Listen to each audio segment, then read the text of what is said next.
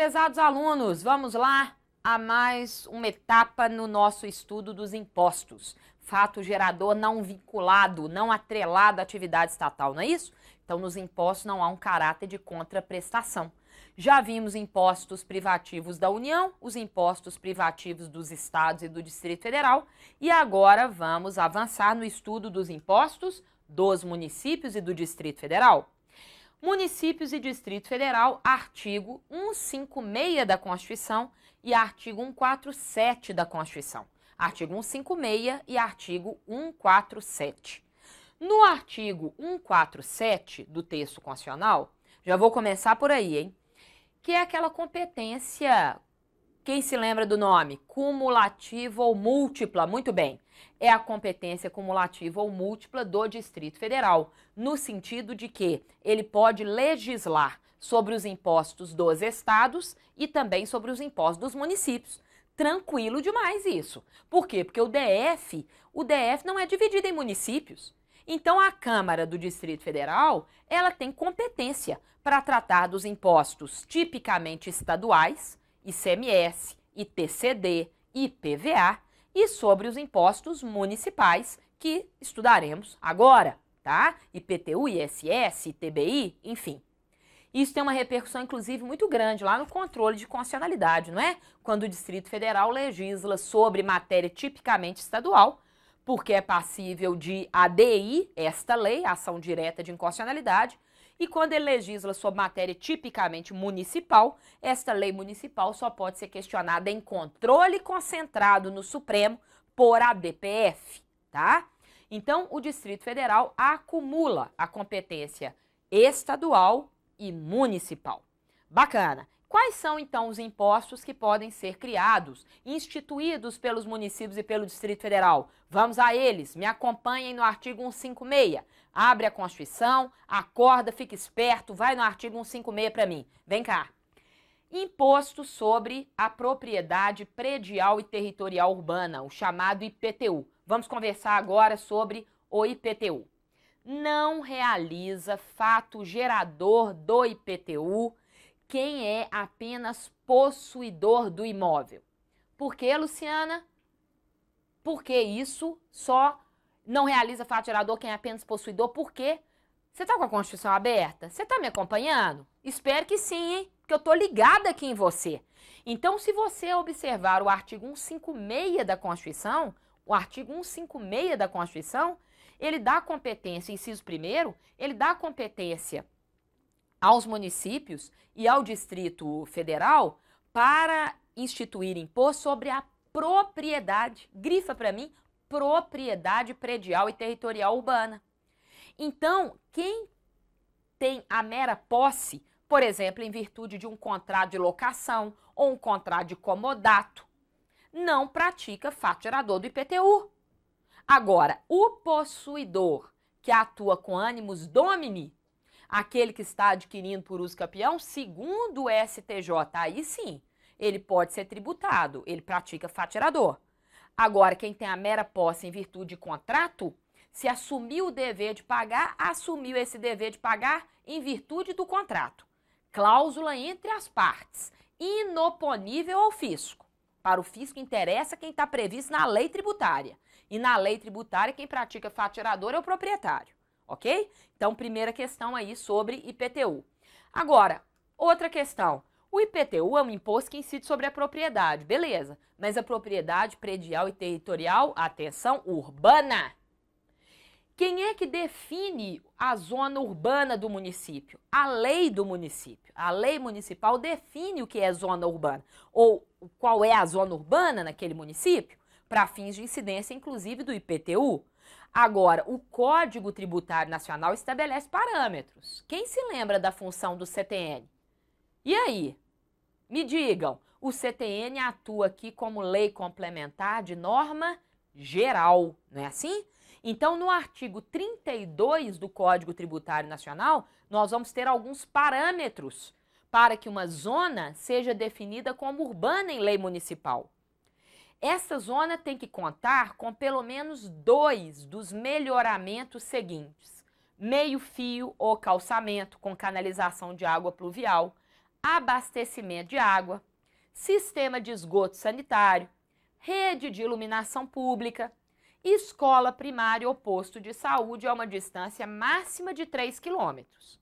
Então, dei uma lida no artigo 32 do Código Tributário, porque o Código, como norma geral, vai estabelecer que pelo menos 2 desses requisitos tem que existir, né? Algum tipo desses melhoramentos, pelo menos 2, para que o município possa definir uma área como sendo urbana, inclusive para fins de incidência do IPTU. Tudo bem? Estamos juntos até aqui? Tranquilo? Podemos avançar? Então vamos. Agora, ingressando aqui em outro imposto de competência também dos municípios e também, então, do Distrito Federal, já que ele acumula a competência estadual e municipal. Que imposto é esse? É o chamado ITBI. O que significa essa sigla ITBI? É um imposto sobre transmissão de bens imóveis por ato intervivos. Grifa para mim. Ato intervivos. A título oneroso e cessão de direitos a eles relativos.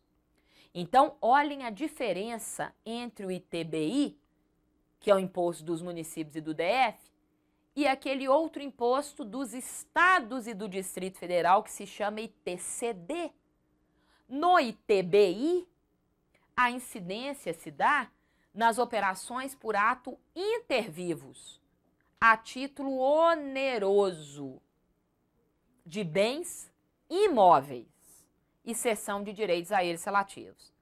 Enquanto o ITCD incide sobre transmissão causa-mortes. Então, o ITBI não incide sobre transmissão causa-mortes, é intervivos. E quando o ITCD incide sobre ato intervivos, que é aquela parte da doação, lembra? O ITCD, a própria sigla já te ajuda. É o D, doação. É um ato intervivos, eu sei, mas é um ato intervivos a título quê? Gratuito. A título gratuito. Então, há uma diferença entre ITBI e ITCD. O ITBI, imposto dos municípios, repetindo, incidindo sobre a transmissão de bens imóveis, intervivos a título oneroso. E o ITCD, transmissão causa-mortes e doações, então intervivos a título gratuito. Além disso, o ITCD pode incidir sobre a transmissão de quaisquer bens ou direitos, bens móveis, bens imóveis, enquanto o ITBI só pode incidir sobre a transmissão de bens imóveis e cessão de direitos a eles relativos. Estamos juntos aqui? Bacana? Então, se eu comprar um imóvel, me ajudem, eu tenho que pagar qual imposto? Comprar um imóvel do João, por hipótese, tem que pagar o ITBI. Muito bem. E se eu recebo um imóvel em doação? Pagar o ITCD ao Estado ou ao DF. E se eu recebo um imóvel numa herança, numa transmissão causa-mortes? ITCD. Então, não confunda o ITBI com o ITCD. São hipóteses de incidência completamente distintas. Vamos avançar. Sobre ITBI, eu gostaria que vocês guardassem o seguinte. A Constituição vai nos dizer que o ITBI incide sobre a transmissão intervivos, a título oneroso e tal, de bens imóveis. Atenção agora. Exceto sobre os direitos reais de garantia. Exceto sobre os direitos reais de garantia. O que isso significa, gente? Sobre os direitos reais de garantia, quem se lembra? Quais são os direitos reais de garantia? Hipoteca, penhor, anticrese. Se eu estou falando de imóveis, eu vou tirar o penhor. Vou deixar hipoteca e anticrese, beleza? Estamos acompanhando aí? Tranquilo? Então vamos lá. Hipoteca e anticrese. A Constituição diz que não incide sobre os direitos reais de garantia. Se não incide sobre os direitos reais de garantia, por força da própria Constituição, uma determinação constitucional, então nós estamos diante de um caso de imunidade tributária.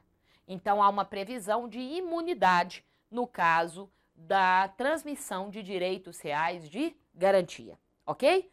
Avançando então, vamos lá para uma questão da OAB sobre esta matéria.